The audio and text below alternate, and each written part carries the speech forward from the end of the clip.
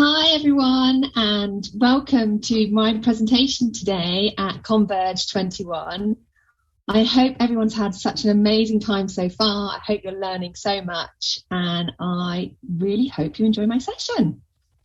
So what are we going to explore? What are we going to talk about? I want to walk you through kind of just self-discovery, a little exploration of the intersection between coaching and therapy. But we're going to do that from a scientific lens. So we're going to look at my own research into mental health in coaching practice and how that has evolved since the pandemic has hit us globally and the effect that's been having on people's mental health, and just explore what's going on in coaching practice. I'm Verity. I am an executive coach. I am passionate about mental health and well-being, and that's an area of coaching I specialise in. I'm also a researcher, so I research mental health in coaching and mental health in organisations. So what I'm bringing you today is based on all of my research so far and the continuing research that I'm doing. So I don't have all the answers, little disclaimer before we get going too much, but I'm here to prompt your thinking and hopefully raise the subject of mental health and help you guys identify where the boundary is between coaching and therapy. So as we can't be all together today, and I really want to make this as interactive as possible, which is going to be interesting, so I want to use the chat feature as much as possible. So you've probably done this in other sessions, but if you guys want to go ahead and pop a little few words in the chat, introduce yourselves, that would be great. But also maybe share why. Why did you choose this session? What do you want to get out of it?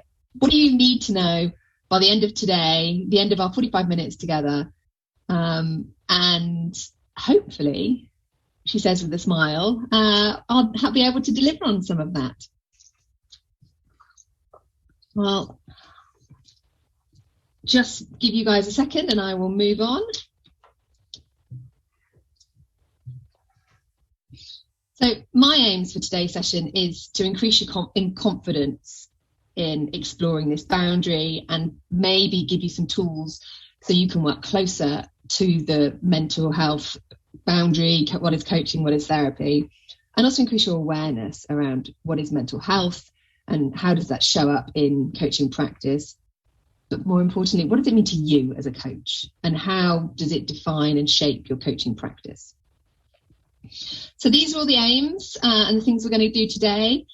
So I want to create a safe space.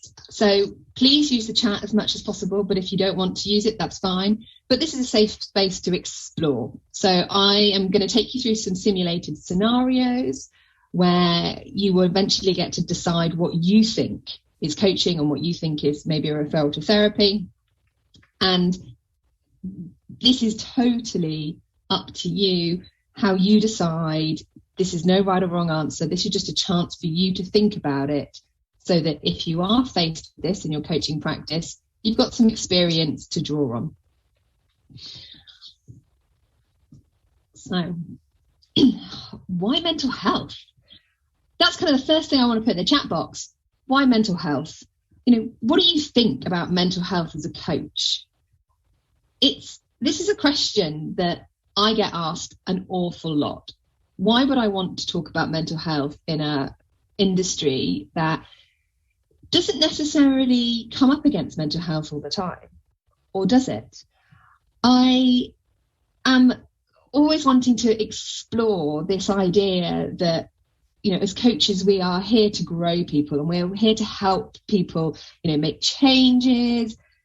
But actually, what happens when somebody comes to us from a place of either mental illness or low well-being and they still want to make those changes?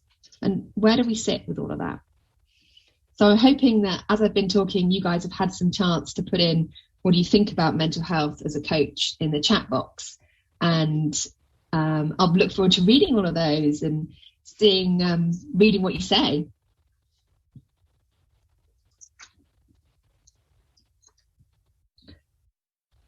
I think it's important to just ground the why piece. So mental health conditions, they are sadly increasing globally, and COVID has had a significant impact on mental health, and it's not getting any better. The statistics are showing that even pre-pandemic, there was a huge increase in global mental health conditions. So the World Health Organization has recognized that this does include dementia and other neurological conditions, but predominantly they were on the increase before COVID. COVID has just emphasized that, and we've now seen a huge surge in people, experiencing more common mental health challenges. So this grounds for me even more why we should be talking about this and why we need to explore the boundary between coaching and therapy. So I'm going to give you some statistics here just to kind of bring home what I'm talking about. So currently it's estimated that 1 in 20 US adults are experiencing a serious mental illness, and that's 1 in 4 in England.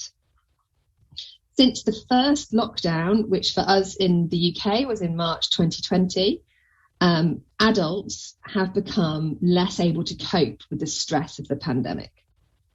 So, for example, in the UK here, 73% of adults said they were coping well in April 2020. And in June, July 2021, so this year, that had reduced to 62%. And it is estimated that that will continue to reduce as the effects of the pandemic and the uncertainty continues. So let me give you another US statistic. In December 2020, 42% of US people reported they were feeling anxious or depressed. That was an 11% increase on December 2019. Sadly, these statistics, they speak, they speak for themselves. But actually, what does that mean to coaching? That means that we are more likely to meet clients in periods of emotional distress. They might have low well-being, or they might just be in poor mental health. They might just feel lower than normal. And we need to know when to refer and when we can remain in our ethical coaching space. What's more is there is a long-term implication to what's going on with COVID. The major events have shaken societies in previous times, and those effects sometimes are going on for years and years and years. So it's anticipated that COVID will continue to affect our mental health and well-being for years to come. So I'll give you a really significant example. The 9/11 terrorist attacks had some of the long-term widespread distress on America, and particularly New York citizens. One research project found that even 14 years after the terrorist attack took place, the New York population was still suffering. 14% out of 36,000 residents interviewed were experiencing post-traumatic stress disorder, and 15% said they are still dealing with the ongoing depression from the terrorist attacks. So that kind of gives you some of the ideas of why it's important to start making our coaching mental health aware and getting to know that boundary. This isn't a challenge that is going to go away.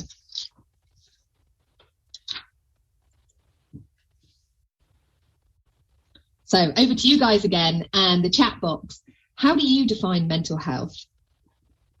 Why don't you go ahead and put that in there, and I'm just going to keep talking for a moment. This is the starting point. What does mental health mean to you? Reflect on it. Think about it. If it's not something you can answer right now, take it away. But this is the first point of understanding where the boundary sits for you. There is one defining agreement between what is coaching and what is therapy, and that is the presence of mental illness, and particularly whether the client is psychologically functioning, so they're well and they're receptive to coaching, or whether they may need a more therapeutic intervention.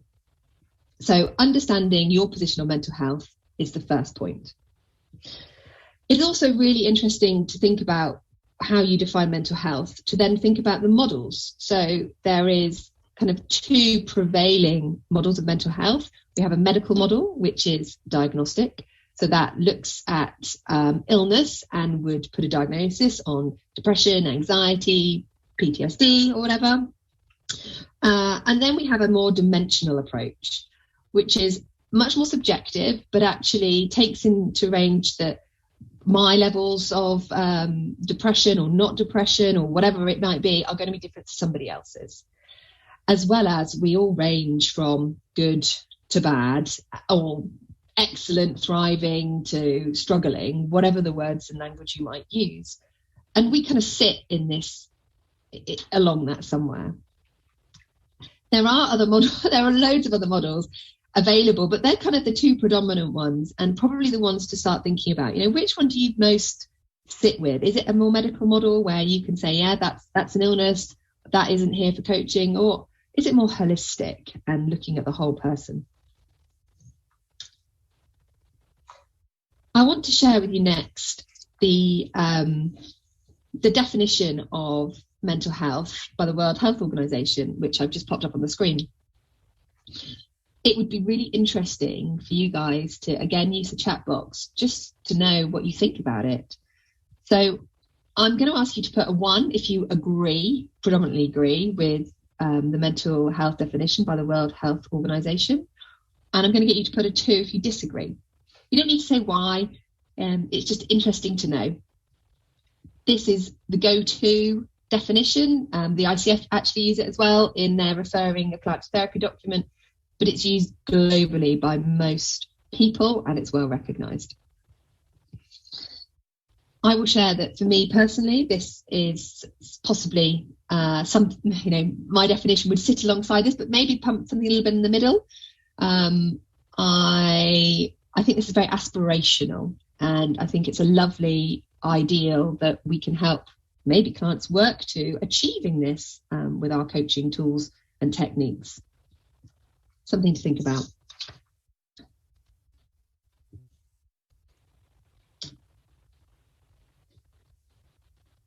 And another question to get you guys in the chat box. Does mental health have a place in coaching? Again, why don't you go ahead and put a 1 if yes, it does have a place in coaching, or number 2 if you don't. Just be really interesting for me to see, and you guys to see, what is the consensus? How do we as a group of coaches, what do we think? So I'm just going to leave you guys to kind of do that and catch up, because that's quite a lot of chat boxing for a moment.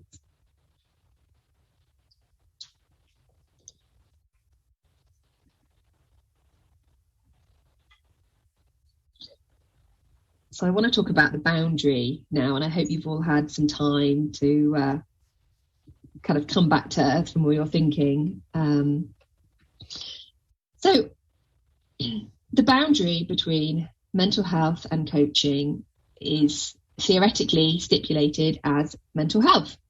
Clients that are not mentally well or not psychologically functioning well, they require ethically referring to therapy, and they require therapeutic support over coaching.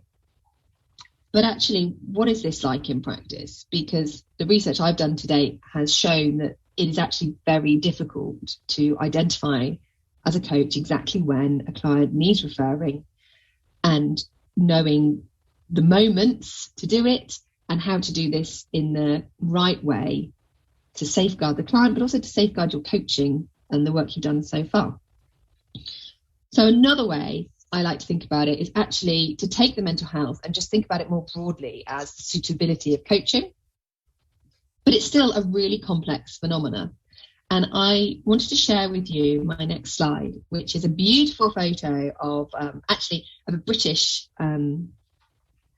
I've completely forgotten the word, shoreline. There we go. And I just wanted to share with you a chat about the boundary I had with another coaching colleague and another upcoming researcher in this area, an amazing gentleman called Andrew, who I am, well, very keen to read his research when he brings it out. We were talking and he shared his concept that this boundary is like a fractal boundary. Now, for those of you that understand maths, you will be familiar with what fractals are, but this is not something that I was familiar with. So I will explain it in my best terms, and then I'll actually explain what it means to coaching. So the fractal boundary it's not something complete, it's not something typical, but it's actually a complex network of systems.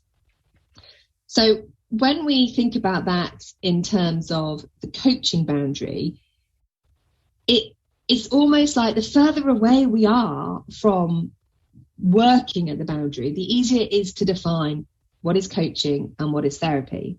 But the closer we get, a bit like a shoreline, the closer we get to it, we don't actually know where coaching is and therapy is. And that boundary becomes a bit like the shore and the sea lapping against the sand. It constantly moving. It doesn't progress smoothly. It's not linear. It might not move from coaching to therapy in the logical way. It can develop in different directions at the same time. It's complex, and it's hard to actually say this is one and this is the other. So I love that analogy because for me, it helps me to understand that it's okay to know that the closer we get to exploring this, the more questions you guys are going to have and the more questions I have. And actually, the more questions I'm not going to be able to answer right now. So with that in mind, I'm going to hopefully take you now from maybe slightly further away from the boundary and slightly closer into the boundary and give you guys time to reflect. Again, we'll use the chat box, but also to make your own notes and your own observations of the things that come up for you.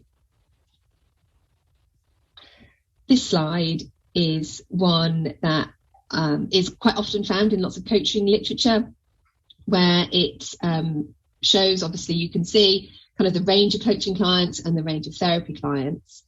And there is something in here which they call the coach's personal point of referral. I don't know if you guys can go ahead and see the dotted line right in the middle of a grey section. So I'm going to take you now one more step into that grey section, and we're going to look at helping you to identify your personal point of referral. This is based on my own research into coaching and how coaches make sense of mental health. And I defined from my research the coach's sense-making process. And this is what I want to give you guys as a tool to start identifying your personal referral point. So I'm going to quickly run through the model so you understand it and understand all the components. The coaching relationship.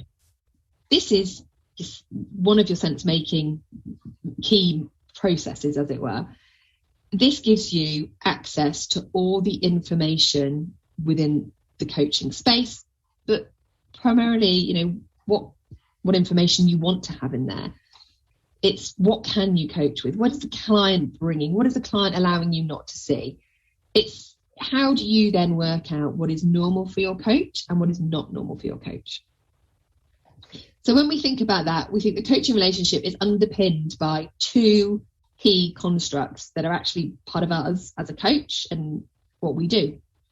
So the first one, if we look at professionality, this is to think about your training, your professional experience, your professional background, your coaching experience, all those things that have got you, from where you were to where you are now.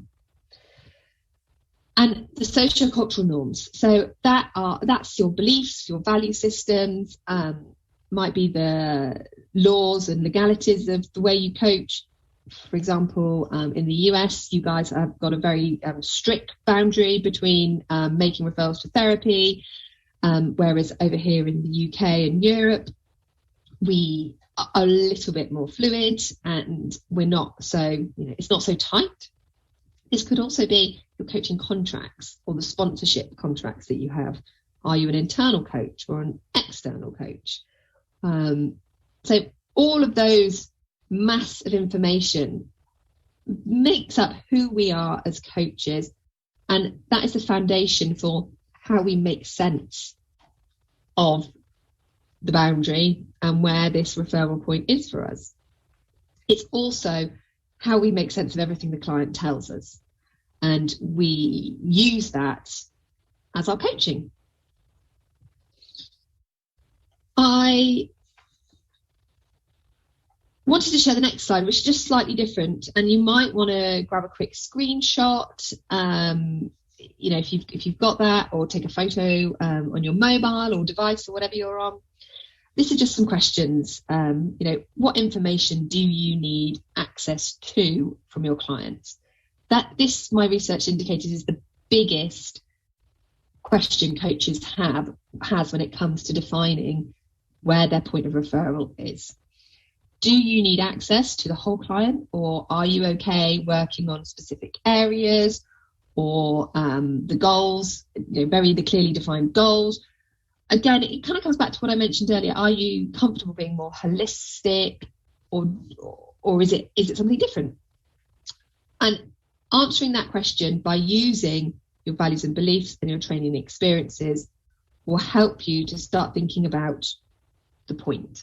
The point of you guys saying, no, this is when I need to refer. This is not, I'm not trained here. I don't have the experience. It goes outside my values. It's not what I'm legally contracted for. I could get sued. No, that's what we're talking about here.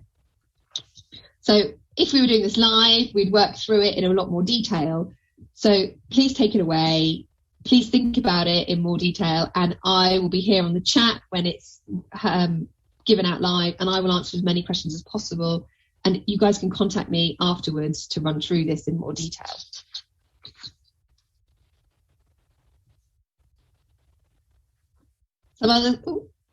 Back we go. Some other things to think about when you are assessing your boundary, kind of shifting away from mental health and thinking more in terms of just general client coachability. My research highlighted some of the times where coaches actually found that the client wasn't coachable, and actually referring to another profession, not necessarily therapy, was more beneficial, or actually even ceasing coaching or pausing it. So on the screen is just some of the examples that came up in my research. They might be things to think about as well. How would you, would you be comfortable coaching, for example, if your client suffered a bereavement? How would you, if there was a lack of dedication? Some of this might seem really, generic, but actually, until we're faced with these problems or challenges in our coaching, we don't often think about them. So I'm encouraging you guys to go away and think about stuff.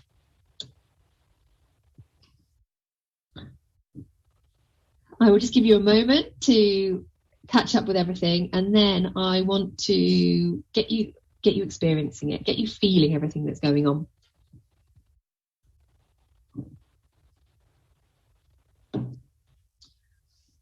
So I am going to read 4 short paragraphs, and I know the PowerPoint gods out there will be saying, no, don't read. I will read because of the audio, but they'll be on the screen. And what I would like you to do is, I'd like to think about your reactions for each one.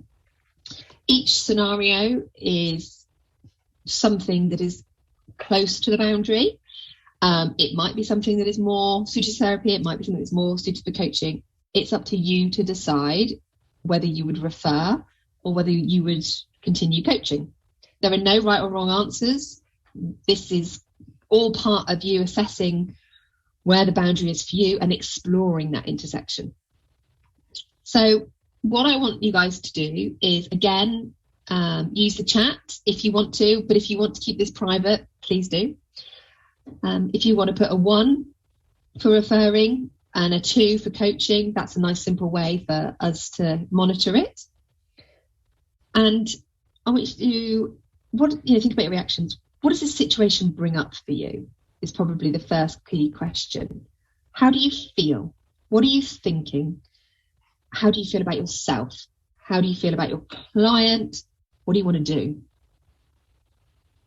So I'll just give you a moment to get your head in the right space and maybe take some notes, and then I will read, and I will prompt at the end of each one. So you have been coaching your client, who's a member of a senior leadership team, for 5 months so far. This coaching is primarily to improve performance and grow as a leader. Clear goals have been set, good coaching progress has been made. You feel you've got to have a positive coaching relationship and strong rapport. Your client often talks about how stressful work is, shares general feelings of stress, which is not unusual.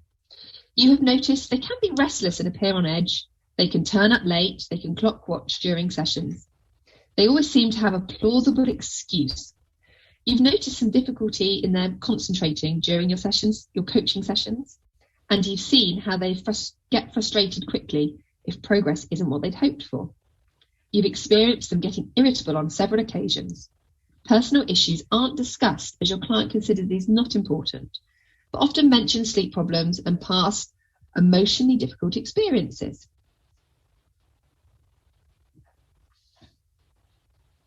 I wonder what's going on for you guys. I can't wait to see what you're putting in the chat, and I will be there replying as much as I can in real life when you are listening to me talk.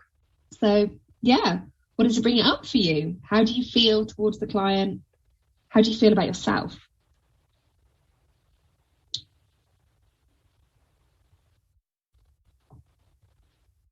I will move on to number 2. You are coaching a new young client. They have come for coaching as they're really struggling with receiving feedback at work. They share with you how personally they take any criticism, however small it may be. This is a real block for them. They are now actively avoiding feedback. They never ask for feedback nor give negative feedback to anyone else. You identify with this challenge they are facing, but after discussions with your supervisor, you decide to continue coaching them.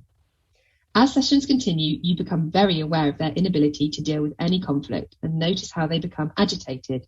They click their fingers and they rub their temples when thinking or talking about even the smallest conflicts. This reminds you of how you respond sometimes to challenge and adversity. You begin to question if you're doing a good job and even if you're a good coach.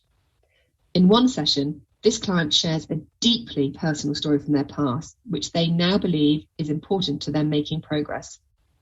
This story reminds you of a very sad and traumatic time in your life when you needed therapy.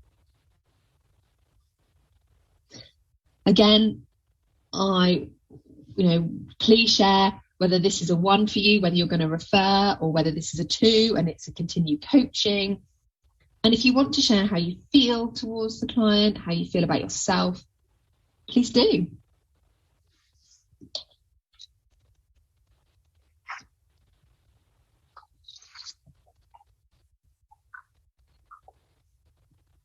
I hope you guys are ready for the next one.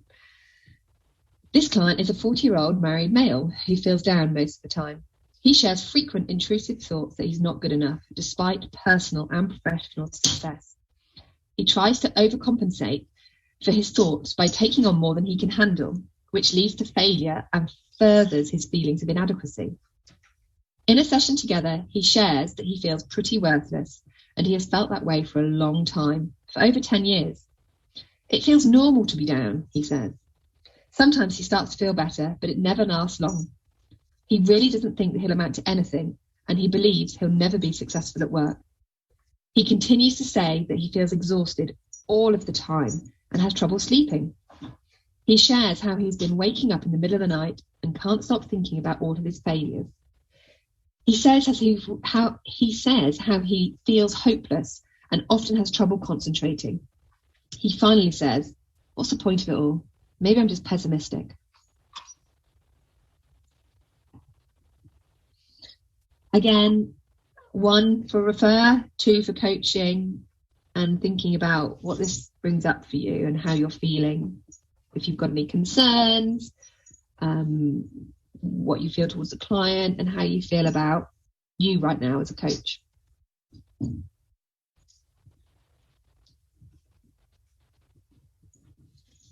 So, last one. This client's spouse is a recovering alcoholic. They are coming to you for coaching as it's been suggested by work that they may benefit from it. Your name was on their preferred coaching supplier list. In your first coaching session, this client shares how difficult it has been working from home recently and how they aren't motivated. They say how often they procrastinate and they struggle to get going. You work together to set up accountability and improve motivation. They appear dedicated to growth and coaching. In the next session, your client shares how their spouse has had a setback and started drinking alcohol again. Your client is really on edge and anxious about everything.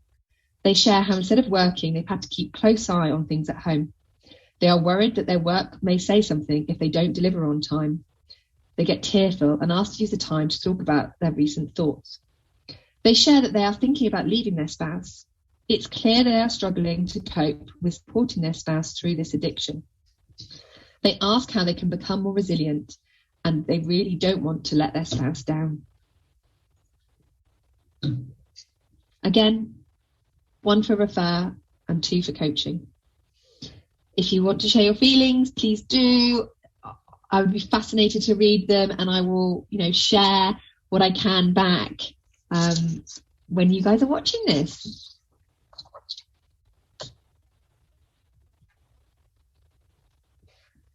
So now it's a little time for you to pause and reflect and just think about, what did you notice? And in that time, what I will share is possibly what I would have done, and possibly what the scenarios were meant to insinuate. So number 1 was somebody experiencing poor mental well-being. So not necessarily something diagnosable, but just struggling. For me and my boundaries, I would continue coaching, but I would maybe raise the idea of, discuss with them, how are they going to work on their mental health, and raise it with them. Is this something they need to consider as well? So for me, that wouldn't be a straight referral, but I know for lots of coaches it is, and for lots of other coaches, they're quite happy to continue coaching. Number 2, I just need to check which one number 2 was. Number 2. Oh, yes. So number 2, this is a really interesting one, because there are signs that there might be something going on with their mental health, but actually that maybe this is triggering your own mental health and an experience you went through. So for me, to remain ethical as a coach, I would be referring, but lots of coaches are okay managing that, and they would be happy coaching, and lots of other coaches would be referring. So it really is subjective. But for me, this parallel process, and if I was being triggered and I was unable to control that, I would be making a referral. Session 3 was the 40-year-old male client who feels down most of the time. So that actually is an example used in therapy training of clinical depression.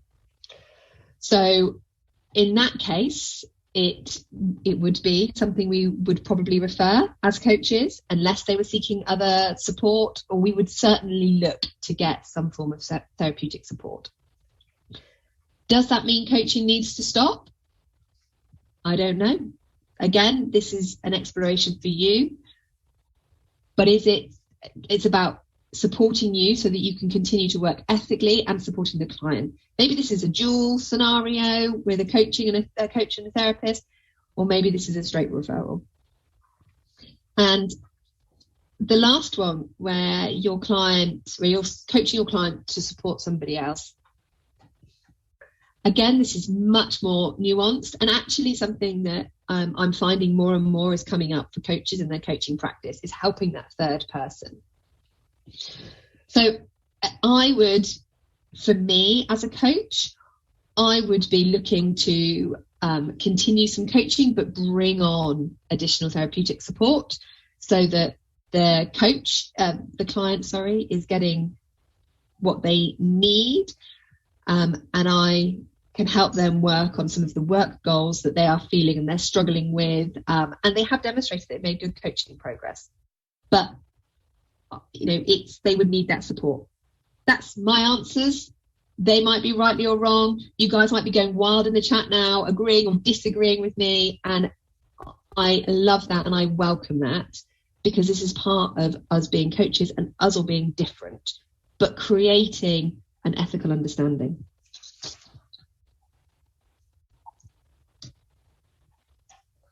So, referrals. I just want to touch on referrals as we're kind of coming towards the end now of our workshop together. I put a lot of thought and time into the referral process when it has come to my research to actually understand how, not what coaches should do, but how they're doing this. And one of the things I am very passionate about promoting is our referral process should start when we contract. And that is for lots of different reasons, but the two that really stand out for me is the impact of a surprise referral on your clients, and particularly if it's a surprise referral around mental health and if it's to a therapist.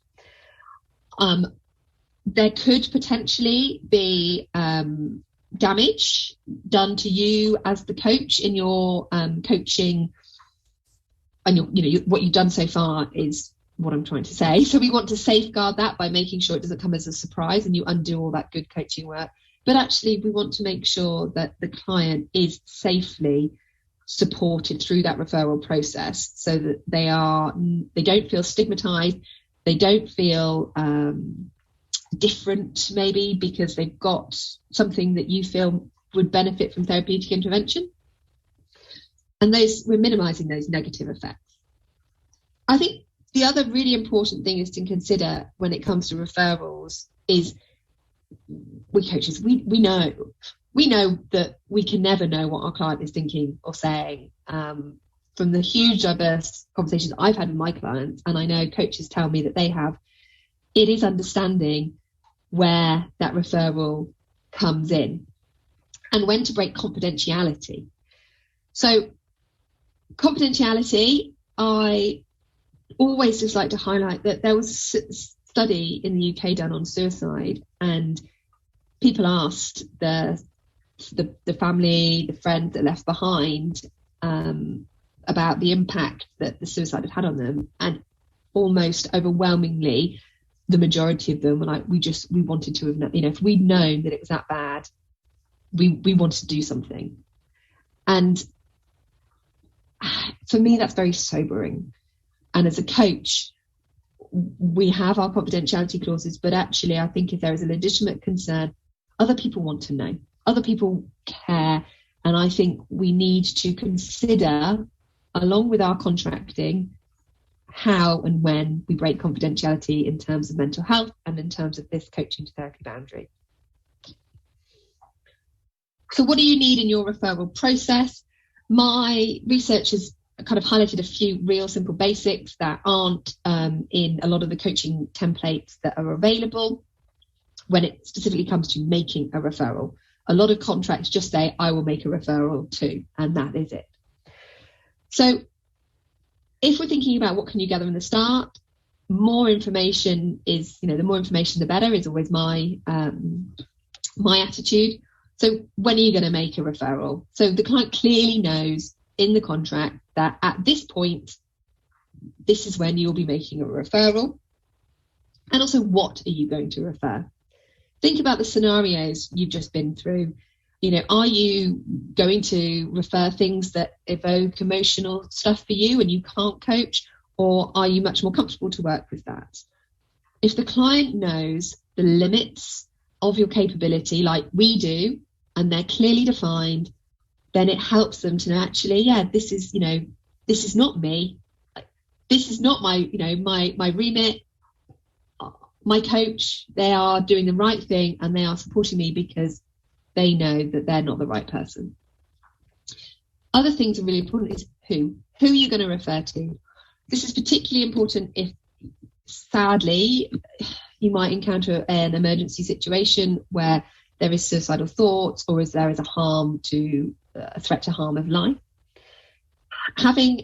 Knowing who that is, is that a friend, is that a spouse, is that a family member, is that a doctor, who are you going to call, and have you got their details, and have you got the client's permission ahead of time to contact that person if you're concerned. I liken that to a little bit like a lot of coaching, a lot of workshops now. They take emergency details and they say, actually, just who is this person? Who can I contact if something happens? Nice and simple, and everybody knows. And yes, you can check in, but it's already there. And the other thing with our contracting is, how are we going to make these referrals? And again, these are questions that you need to kind of think through for yourself and be comfortable with them. Do you have a procedure in place? Does the company have a procedure in place? How are you going to get the client to seeing a therapist? Is that something you're going to physically take them on, or are you just going to suggest it? Do you need to know that they're actually taking up on that referral? So deciding those things and getting them in our contracting, the research is showing, is overwhelmingly positive, both for us as a coach and maintaining that boundary, but also for our clients, so that they know and they are not surprised.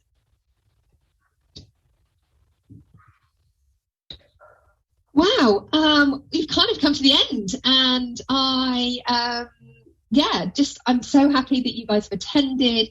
I really hope that you've enjoyed it and it's prompted a lot of thinking, and that the chat is going crazy. And I hope you guys have enjoyed it. If you want to reach out and contact me, my details are on the screen. But I will be monitoring the chat live, and obviously after sessions I'll be coming in and checking. So please answer away and I will reply as much as possible. A couple of resources for you. If you want to know more about mental health, the World Health Organization has loads of resources about health topics. If you want to get to know statistics, what's happening for specific illnesses globally or regionally where you are. ICF, referring client to therapy. They have a great document and a great one-pager just to help you with that referral process. Thank you.